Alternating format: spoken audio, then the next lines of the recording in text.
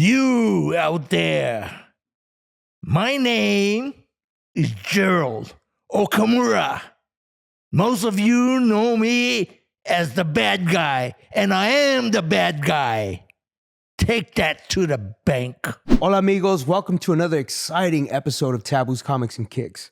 So this man that I have the honor of having to the left of me is a proud martial artist, stuntman, actor. He hails from Hilo, Hawaii, which is an amazing spot. You see people like BJ Penn from UFC, you know, he comes from there, and a couple other amazing martial artists, mixed martial artists. But this man is such an iconic figure. Without even having to say anything, you know his face. Mm-hmm. He's done all these different types of movies, whether it was him on the big screen, behind the scenes, being the stunt coordinator, just his legacy has so much impact, not only through pop culture, but also just, for martial artists and folks that love movies like Samurai Cop, Deadly Vengeance, Ninja Academy, Ring of Fire, Blade, G.I. Joe, The Rise of Cobra, and my favorite movie, I was talking to my wife about this, Big Trouble in Little China. The man I'm speaking about is my brother, Gerald Okamura, AKA the man of many weapons. Let's go.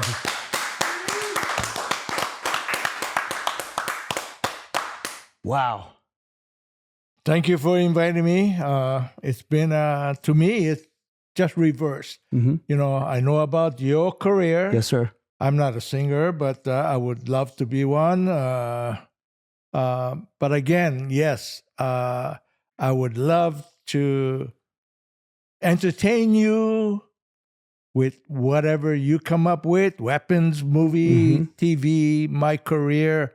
I'm willing to share it with you. I have stories that go with each and every project. Yes, sir. So I think we'll have fun. Yeah. But number one, thank you for inviting me. It's an honor, man. Let's start you being in Hilo.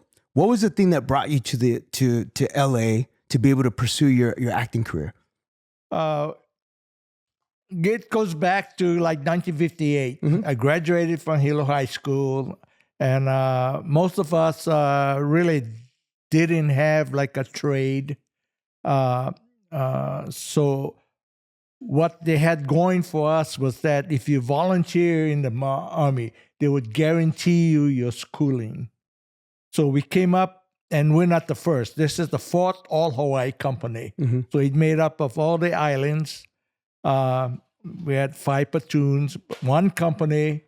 Right after high school, we got inducted into the Army 4th of July. Yep. So from Hilo, messed around a little bit, enjoying the graduation, and then took off for Schofield Barracks. So I had 3 years of enlisted in the U.S. Army. I went to school in Virginia for fixed-wing mechanic. My time in the military, the highlight was that I got orders to go to Korea. It's a hardship tour. So my last 13 months I spent in Korea, and that's when I picked up Taekwondo. So that was the first initial So martial going art. back to getting back to Hilo, for me it was like playtime, little league baseball. Nice. Mainly. Yeah. What position? Pitcher, catcher, first base, outfield. I was a third baseman. And back in Little League, you kind of played everything. Right? Yeah, you kind of figured out what your spot They was, just right? move you around to figure out what you're good at. Yeah, I guess everybody pitched, right? Got a chance? Not everybody. Yeah. Well, real quick, let me just kind of share with you. My dad, Yeah. okay, he played baseball. Nice. Okay, so one year, Major League Baseball brought an all-star team, and on that team was Babe Ruth. My dad at that time was a big stick as well as, so you talk about Ohtani being a two-way player. My dad was also a two-way player. Nice. He was a pitcher and a big stick. Well, when Babe Ruth came to visit Hilo, they had an all-star team, and he was striking out Babe Ruth. Wow, that's he was that good. There. That's amazing. So the manager comes up to my dad and says, look. They didn't pay money to come see you strike out Babe Ruth. They came to see Babe Ruth hit a home run. So the next time he comes up to bat, I want you to give him one of those juicy fastball and let's see what he can do. And sure enough, next time Babe Ruth came up, bang, home run. Hooray. That's awesome. But that's the story that I share. My dad's in the Hall of Fame in Hilo. Nice. So again, for me, baseball and right now with the Dodgers and Ohtani, it kind of reminds me of my dad. So yeah, I saw thank your you for daughter. letting me share that with you. To me, I'm very proud of that. Yeah. That thing that he did. That's awesome. I saw your daughter mouth the words Babe Ruth. I guess he's shared that with you guys a couple of times, huh? That's awesome. Is there photos of that day with your father? There's a photo, not with Babe, but with the team and Babe. See, my dad wasn't the big guy, even though he was the big guy as far as I was concerned. But the manager actually is the only one that had a picture with the Babe. Mm-hmm. My dad was in a group picture with Babe. What year is this? Like the 20s? Oh, man, I don't know. Man, you're asking... But I'm just saying, when was Babe playing? Like in the 1920s, right? Yeah. Yeah. Could the other story I want to kind of share with you now that you brought in my daughter and, Grandpa and all that. He had a bat, which he hit 100 home runs. I don't know what span, but he had 100 home runs with that bat. Mm-hmm. And he actually broke the bat, not all the way, but it split. Mm-hmm. So he was using that as a thing to decorate some of the balls. We got Babe Ruth's signature, screwed it on. Wow. The bat. That's Don't laugh, because man, I can kick myself in the butt, screwing that ball on. Lou Garrett, So we had 3 balls on the bat, baseball. Mm-hmm. And one of our trips, we went back, and my daughter says to Grandpa, "Where's that bat with the 3 balls on there?" He goes, "Oh, it's in the closet." And she went and looked. And back then, not knowing how to preserve the ball. Oh, yeah, the memorabilia, yeah. That thing looked like 3 brooms screwed onto the bat. Oh, no. Oh, yes. So all the signatures were ruined. Yeah. Yeah, we got 3 brooms. That would have been like a meal, right? For the bat and the 3 balls, right? Yeah, Lou Gehrig, Babe Ruth. You get the 3 I forget who monsters the third person. It could have been my dad. I'm not sure. But just Babe alone is Oh, normally. Babe alone. Yeah. And the reason after I shrunk, all that was left in signature was a big B. Well, I knew ahead of time that it was Babe Ruth's ball until it shrunk, and then that was the only evidence that was left. So thank you for the time for me sharing that to you, because I love to tell you those stories. That's to great. me, I think it's entertaining and enjoyable. Yeah, so. it's beautiful because you think about the love that your dad had for baseball. I love the connection because then you're able to become an adult, and you said you were in the military. You go to Korea, then you pick up Taekwondo, right? That's the first discipline that you learn. No, not the first. That's the first karate. Okay, karate, yeah. Uh-huh. Back in Hilo, I started out in judo. Mm-hmm. when I was about 12. When they asked for advice on how to start a young kid, for me, judo was the go-to before you start any kind of martial arts. Judo at that time was more of a sport than a martial arts.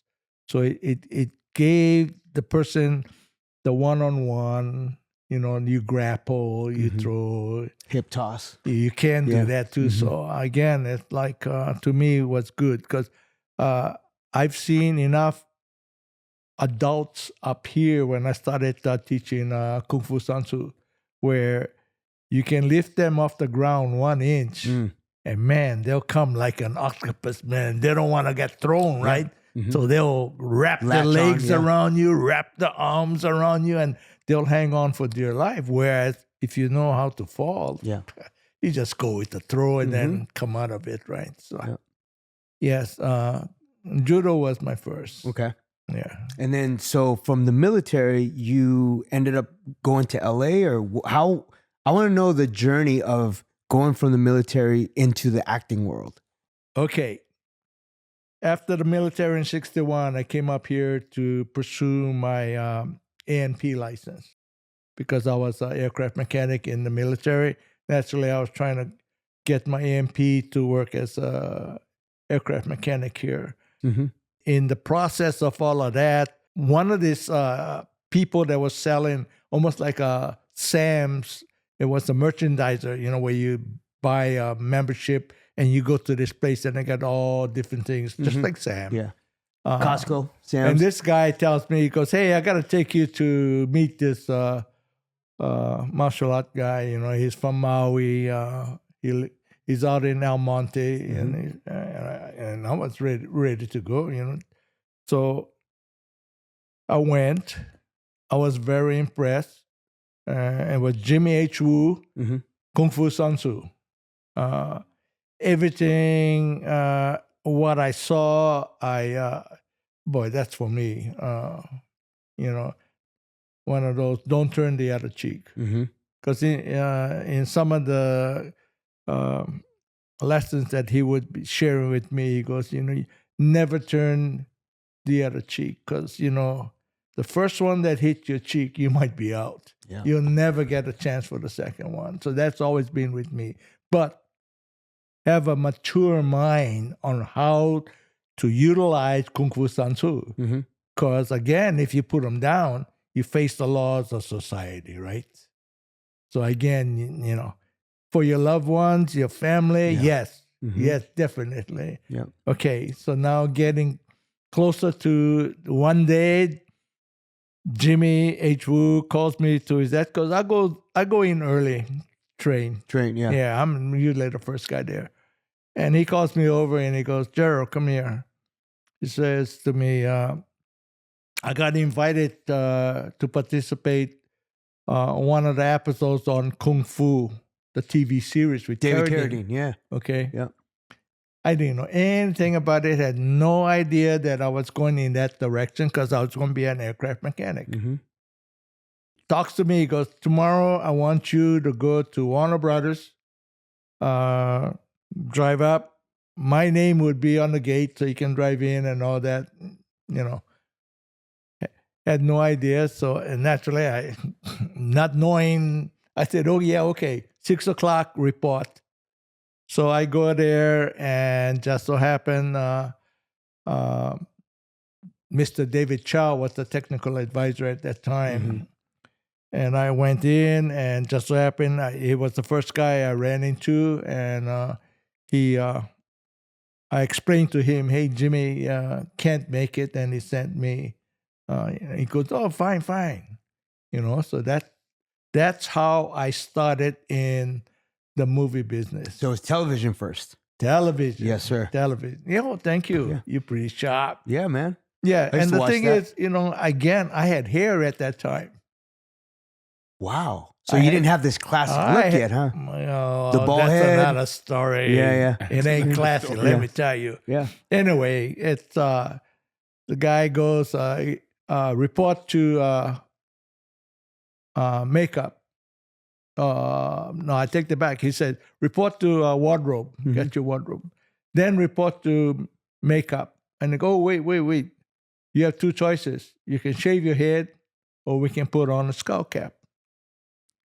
Back then, not like today. The skull cap, it came down and you almost had to move around like Frankenstein. Right, 'cause it's When you wanted to turn, you couldn't turn your head. then You you got to can see turn your whole shoulder and that kind of thing. So 6 o'clock, I'm there. I got all that put on, got my wardrobe. And you sit around, like anything Wait. else. You wait for your turn. Hurry up and wait. And come lunchtime, they said, okay, we're breaking for lunch. I said, oh, what are we going to do? Do I get out of all this? No. Go to the commissary. So I'm going to the commissary with my skull cap and my outfit. And, I was embarrassed not knowing the business and all that, Yeah, if you know the business, it's an everyday thing, right? Yeah. I mean, it's like, anyway, I go there, come back, and naturally you sit around and you wait your turn. And it was like 7 o'clock in the evening when they decided to shoot our scene. So all day. Hours of waiting. Yeah. But that was my initial introduction to television. Yeah. And you had no formal training or anything as far as acting goes, right? No, none at all. So everything, luckily, the action that they wanted me to do was along the line of martial arts.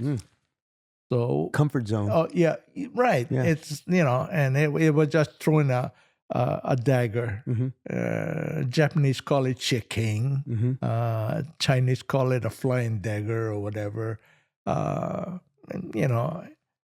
I looked at that and I said, I gotta get screen time. So the bigger my gesture before I throw it would be to my advantage. And so, I did one of those, did big one through. And actually you do it like about 5 or 6 times, So that's my introduction to the business, which I thought, fine. I've done it. I wasn't expecting to follow up on it. Yeah. Is this in the 60s you mentioned? This is still in the 60s, or what year is this? This was in 76. 76. See, the thing is, there's a difference between when Kung Fu started on TV. Most of people will use 1972, but at that time they were shooting the 2-hour television movie. So it was 2-hour movies more than an hour TV series. Did you ever get introduced to Bruce Lee along the way? Oh, that's another. Oh, here we go. want to hear I that want to story. hear that story. I'm just saying, obviously, he's the pinnacle of stars and martial arts. Let me just say, I never met Bruce. Oh, you never met him? Okay. But I met and worked with Brandon Lee, the son, right, in 2 projects. I also worked with the daughter, Shannon Lee, in 1 project. Isn't that funny? And the way I didn't get a chance to meet Bruce, when I was training in El Monte, one of the guys says, hey, every Sunday, this was a Saturday black belt class, and this guy comes up to me and he says, hey, you want to meet Bruce? Naturally, I want to meet Bruce. Who would say no? Who would say no? Yeah, but see, for me, and I don't know if it's only me, but there was this thing with the Chinese art. They didn't want other nationalities in. So it was a purist, huh? Pure form, yeah. So I felt this guy invited me, but not the group. So I told him, tomorrow you go there and you ask them if it was all right for him to invite me to come watch the class. And the following Saturday, he made like it was never brought up. So I took it as a no. Yeah. So that's how I never got a chance to meet Bruce. But boy, I had a chance to meet Brandon, which I thought When did you work with Brandon? What project was that? Showdown in Little Tokyo was the first, and I vaguely remember Rapid that. Fire Oh yeah, was the Rapid second. Fire. In fact, they just had a screening last week on Rapid Fire. Yes, Brandon wasn't there, but boy, there was a lot of turnout on cast, crew, and stunt people. So for me, it was a very big reunion. Yeah. Meeting the people. You know, just being part of that journey of knowing that you contributed to a film with Brandon Lee before he passed away. You know, it's a beautiful sentiment, because I always think of like the next generation of icons like a Bruce Lee. So to be able to have that under your belt, like it's a beautiful testament, because it's a beautiful story that you guys celebrated that a couple of days ago, you know? And the thing, with Brandon, I was happy that he wasn't trying to fill Bruce's shoes. I think he wanted his own identity. Of course. His charisma was something different than Bruce's, which I like. Yeah. I call him a friend, even if I only met him on 2 projects. During that time, I don't communicate with him after all of that. But sometimes some people, when you meet them, it comes from here and it's reciprocated. Yes, sir. So it's not like I got to call you every day to keep that friendship. Yeah. I don't know why it happened with me and Brandon. So Was Brandon a good martial artist? I felt he was, in the sense that, see, when you say that,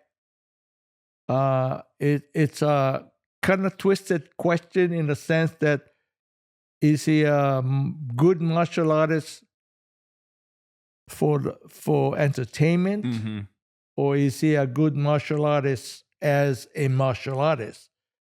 And to clarify that, for me, it's like, how do you analyze a person as far as being good or bad or mediocre in the martial arts?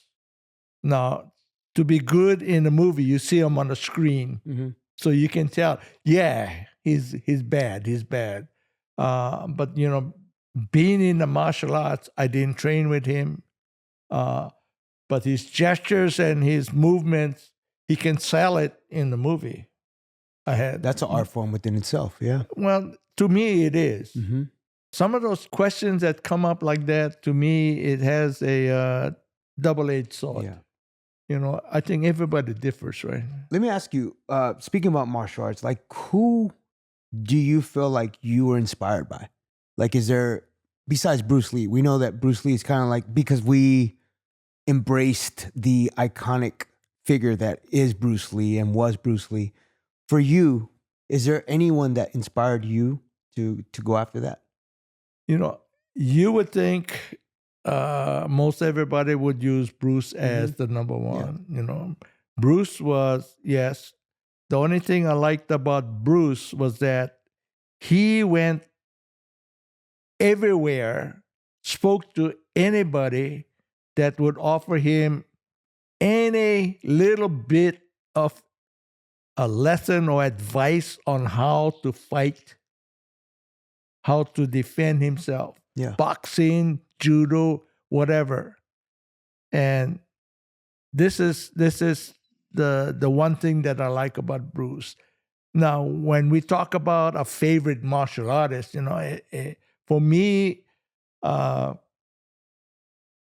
each had something to offer, and each had negative things that I didn't want. My instructor, Jim H. Rue, in the years training with him, he says to me, I want you to be a garbage disposal. So gain all take everything. Take everything. Yeah. Take everything. Because you never know what's good, what's bad until you try it out. What you don't want, just shove it down the garbage disposal and then go on. Find somebody else. Find something else. So I felt everyone has something to offer. That's, it's funny because we had my brother, Ernie Reyes Jr., who actually connected us.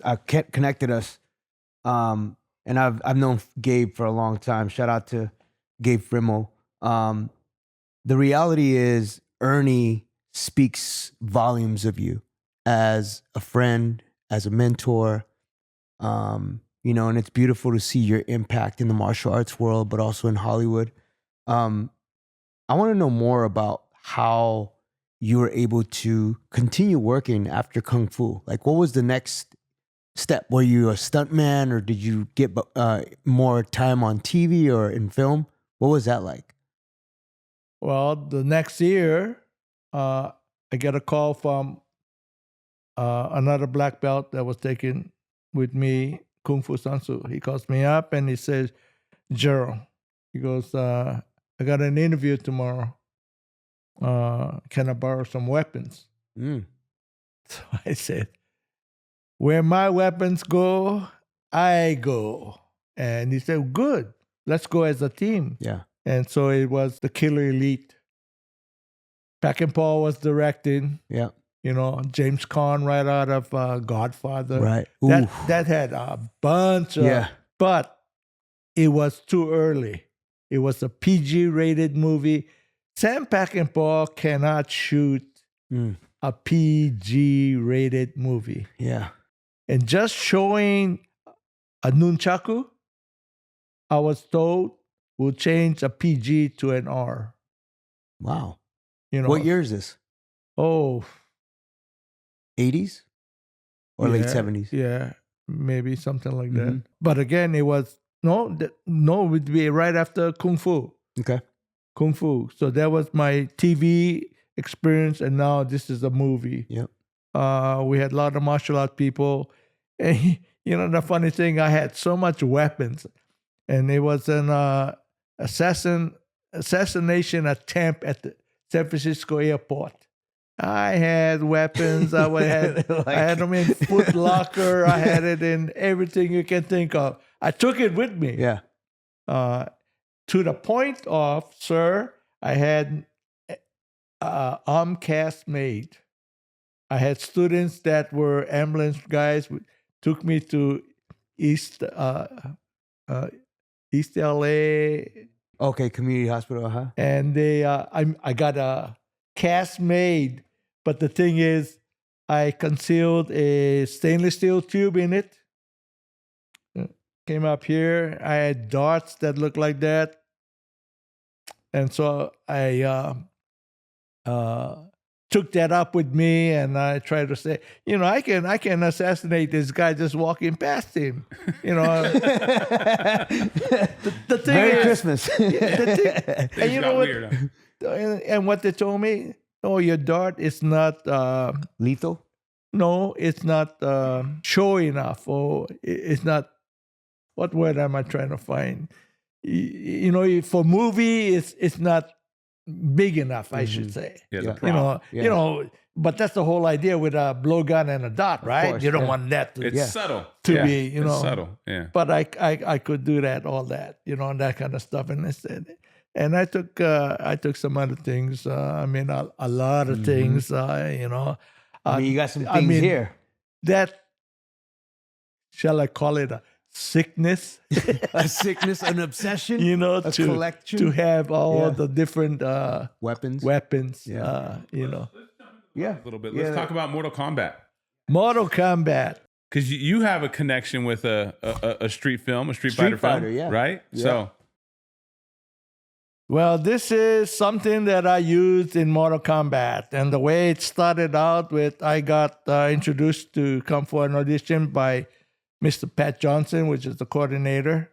He was also a coordinator for Karate Kid. Anyway, so he says, hey, Gerald, when you come tomorrow, bring some weapons. So I came up with something like this overnight. So you created this? Yeah, not the dirt. This was just Not the dirt. not the Not dirt, the dirt, not the but- dirt. This was Chinese. Yeah. So I put it together. To me, it's a crescent tongue fa. Mm-hmm. And for me, I call it anything I want. Of course. Create it. Because really, no, most of the time I call it my toy. It's just a toy. Mm-hmm. But I took it and I got picked up as one of the fighters. And when I went there, they came up with this. This is your weapon. And I didn't mouth off like, hey, I built it and all that. I said, oh, okay, thanks. But yeah, this is something that I put together overnight. And then got picked for the role. And this is it. Who else was in that cast, Tab, of Mortal Kombat? Do you remember? I don't remember. What was Mortal Kombat cast. Who else was on who that was in film? that movie? Kerry Tagawa. He just passed away. Mhm. Oh, wow. That's Robert right. Robin Shue. Yeah. Robin Shue. Oh, he was in Street Fighter. Robin Shue. He was. I had, me and 3, 4, 5, 6, 7 guys, I think we started the movie dead. We were buried in the chamber because... Lyndon Ashby. Yeah, Carrie. Robin Shue. Mhm. Yeah. Bridget Wilson. Yeah, Talisa so Soto. the way we came alive was that Carrie, his character, summoned us. Mhm. So we coming through manhole covers in the Black Tower. Wow. Yeah, and the funny thing is, we were shot up by a air ram Mm-hmm. coming through, breaking through the cover and all that. So I'm telling the guy goes, yeah, just lead with your weapon. I said, if I did, because it wasn't a real man cover, naturally. Yeah. This was stuck in Of the man course. cover. And he goes, oh, yeah. Then I guess you have to lead with your head. I was like, You what? gotta be Hilarious. kidding. He goes, Funny. anyway, that's how, my experience working on Mortal Kombat. Yeah. So that was from Mortal Kombat. And then it These- leads these- us into Big Trouble in Little Well, China. yeah, because honestly, you think about Raiden, the original Raiden came from Big Trouble in Little China. That's true. Well, the film, let's set it up. So 40 years next year. Yes. See, this year is when we shot it. We shot that in 1985. And came out in 86. Came out in 86. It Yeah. starred, obviously, Russell. Kurt Kurt Russell. Kim Cattrall, and Dennis Dunn, Dennis Dunn. right? See, Dennis Dunn was supposed to be the lead. Oh, wow. Not only that, How Big- did Kurt Jack get the lead? Burton. Jack Burton. I think the way the story went, it seemed like Burt Russell. Yeah, he had all the funny lines and all the His timing. gestures where I think Dennis was a little bit more serious. So yeah. the only funny part is that he was looking for his mail order bride that had the green eyes. You know? Right. Yeah. What's was- interesting about that movie, though, it cost between 19 and 25 million. They're not exactly sure, but it wasn't a big box office hit. It only made 11. It only made 11. It only made $11 million. But it was It such bombed. a cult classic. But how though. did it become a cult classic? After the movie run, when they started going to VHS, it's when it caught an audience. Mhm. Initially, in the theaters, man, it bombed. It bombed bad. Yeah. But like everything else, it seemed like the people that don't go to the theaters and they rent out, they watch it at home, they have more time to kind of, to me, enjoy Yes. the movie or analyze it a little bit more and all that kind of stuff. So I don't know. The movie has all kind of elements in it: fantasy, comedy, Science fiction. martial art, kick-ass kind of scenes in it. Even for me, the character that John gave me was kind of restricted me in participating in most fights. Because there would be days that the PA, the production assistant, would come by and they said, John wants 8 guys. Okay. And, we had 17 stunt people, but we also had 80 black belt martial art background people. And they would say, okay, give me 8 guys. So I'd go with the 8. As soon as I get there, John would say, Gerald, you're too noticeable. You're too noticeable. Yeah. Go back, drink more coffee. That's funny. So I would lose out in participating in more fights. Yeah. The other guys would change wardrobe. If you were at Chang Sing with the yellow band and you would come back, they would go, okay, put him in Wing Kong red. Yeah. So they would be participating in more scenes than what I had. What was the name of the villain, the actor? The who? Lopan. What was his name, the actor? Oh, James Hong. James Hong. James Hong. Amazing actor. No, he was a great villain I mean, too. he's still... I still hate him. Even his voiceover work has been amazing. That guy Yeah. has been such an epic, iconic figure beyond what he did on Big Trouble in Little China. Oh. Shout out to him, man. Like, He goes way back to black and white days. exactly. Yeah. He's over, 94? He's still alive. He is still alive. He just got, 2 years ago, he got a star. Yeah. He got He his barely star. got a star? He got his star. Yeah, finally got his star. After doing, Took him 90 I want years to to get say a star. 500 projects. The dude was awesome in Revenge of the Nerds. Revenge of the I Nerds. love that You movie, would dude. you would remember him from Kung Fu Panda. He Kung was Fu the Panda. He voice. was Kung Fu Panda, yep. Does he live in LA? Yes. He does. Oh well, when you say LA, yeah. The greater LA area. Yes. Yeah. Yes. that- We, He's, we got to get him on. We got to he's get an him on. iconic figure for sure. Does he bro. still move around? Let me tell you. Oh, When we went I for see you his shaking your head. So star- you know him. Yeah. When the celebration, they had the line dance, and at first he was getting up the podium and do all this speaking and then all that stuff with Jimmy Lee Curtis, and when the line dancers came out on the tarmac, James would walk off the stage and join them. And you tell me if that man can move around yet? Wow. He would be dancing with That's the line awesome. dance guys. Great story. I mean, Beautiful. he's awesome. He's awesome. Let's talk about this merchandise because this merchandise is iconic. They only use my face, because I'm the ugliest guy. I'm the ugliest guy. But my staff does all the The merchandising. Shout out to Gabe Frimmel, Christine. You guys are keeping this legacy going. Ooh, I see these Vans. I want to talk about these Vans.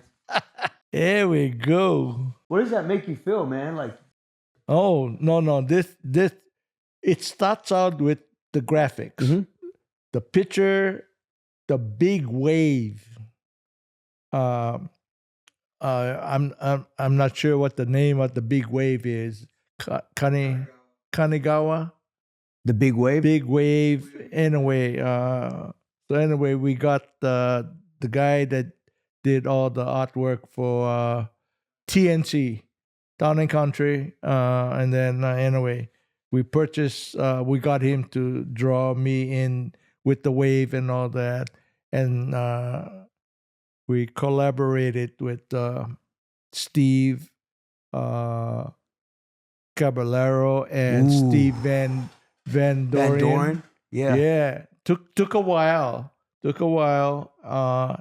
And 2 months ago it dropped with a limited run. So it's on the Vans website right now. It's sold out. Sold out. Wow. What It's size so- is that pair? Oh, that's my size. Let me see. Oh, that's my size. Yeah. Shout out to Steve So you're leaving Caballero, those here man. with us then, right? That's great.